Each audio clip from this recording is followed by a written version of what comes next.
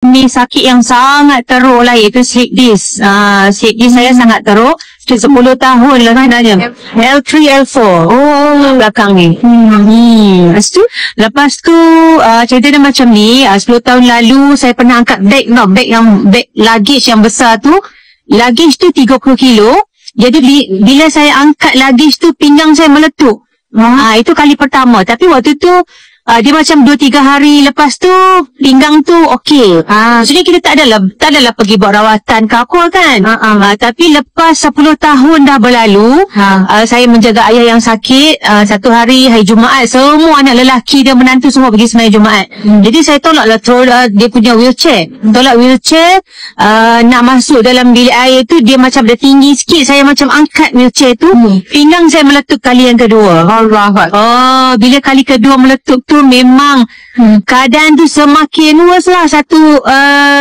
Daripada bulan ke bulan sampai saya punya kaki dia attack sebelah kiri tau, daripada sini sampai sini. Jadi sebelah kiri ni kaki ni memang totally kebas.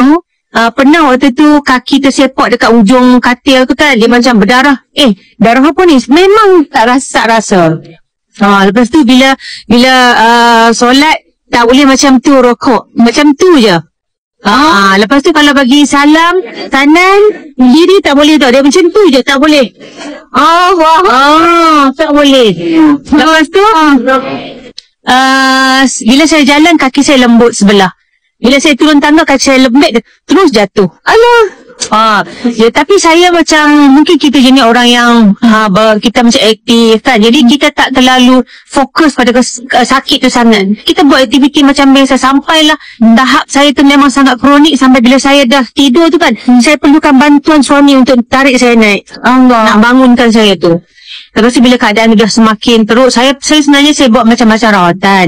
Saya buat akupunktur, saya buat rawatan Cairo, saya buat rawatan fisioterapi, saya buat rawatan saya ambil juga rawatan homeopati, rawatan fukang Cina. Lepas tu saya buat rawatan urutan saraf, urutan herba, macam-macam rawatan. Tapi Allah belum izin sembuh, mungkin orang lain sembuh kan. Jadi saya dah mengalah untuk buat operation bila keadaan saya tu, bila saya duduk macam ni, tengah belakang saya tu macam ada satu tekanan macam tu. Jadi bila tekanan tu saya tak boleh bernafas. Itu yang saya nak buat operation. Jadi saya nak buat operation tu pada 9/8 tahun 2023. Nak dijadikan cerita, upline saya dia bercerita tentang Aurora ni dengan ibu saya. Jadi bila ibu saya dengar tentang Aurora, dia berniatlah untuk bagi saya cuba. Pertama kali dia datang ke rumah saya, dia bawa stokin. Stokin tu saya tengok macam stokin anak saya sekolah. Saya macam skeptical. Mula-mula skeptical. Tapi saya cuba juga. Malam tu saya cuba 1 malam saja. Besok pagi tu saya cubit leher kiri saya ni, saya rasa sakit. Jadi bila sakit, sebelum ni memang tak ada sakit. Jadi bila sakit kita dah tahu ada sesuatu yang berlaku, proses pemulihan. So saya tunda seminggu. Lepas tu saya tunda operation seminggu. Boleh ya? Saya tunda operation seminggu. Lepas tu saya beli pen. Saya pakai pen sampai hari ni.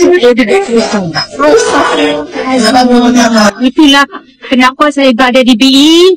Mula-mula bila dah saya sehari semua, saya berkongsi dengan family. Sebenarnya tak penting orang jauh-jauh cima. Yang keliling kita pun ramai yang sakit. Betul?